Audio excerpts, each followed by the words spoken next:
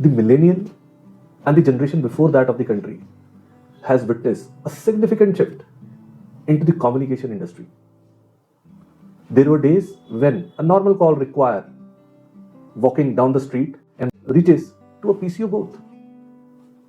Then there comes a technology revolution in the country, the telecom revolution. The momentum started in late 2000s and the beginning of 90s, where a lot of telecom operators start building the infrastructure in the country. Apart from BSNL and MTNL, government started assigning licenses and, more importantly, spectrum to the private players, starting from Airtel, Vodafone, Idea, Reliance Communication, Airtel, Tata, and even more. In the last 3 decades, the industry has been consolidated significantly, wherein the multiple companies like Airtel and Reliance Communication has entered into the insolvency space.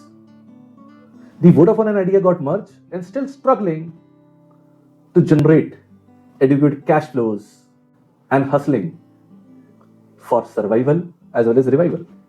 The beginning, from the 2G spectrum, a lot of noise was there in terms of the corruption that caused significant losses to the exchequer.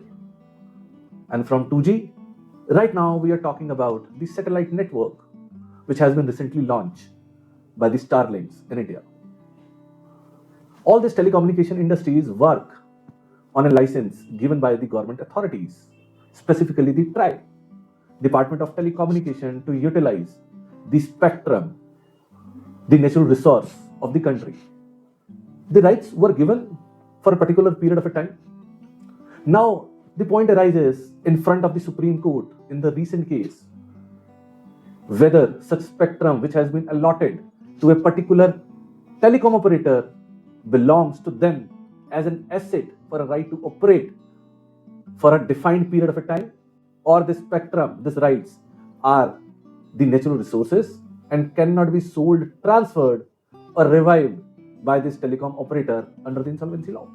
The Supreme Court, in the recent matter for Airtel and Reliance Communication, has concluded that these assets, the rights, are non-transferable in the insolvency scheme. These are the natural resources of the company, and the IBC law cannot give a power to a resolution professional, to an administrator, to include such rights in the insolvency resolution of the telecom operator. And the rules, regulation, the terms and conditions framed by the Department of Telecommunication will prevail, and the assets, the rights, will be taken back by the Department of Telecommunication and will be utilized as per the telecom rules and regulations. On the other side, when you see the balance sheets of the telecom operators, they paid a significant amount of dues. They paid a significant amount of the license fees for such right, for such assets, which they are capitalized in their books of accounts. And obviously, the funds has been borrowed from the public at large or from the banking sector. All this money that has been capitalized and paid in the form of the license fees, effectively not creating any asset. That what the Supreme Court has recently ruled. Supreme Court held the spectrum is a scarce natural resource owned by the people of India, with the government acting as a custodian. Telecom companies receive only a limited right to use spectrum, not the ownership right.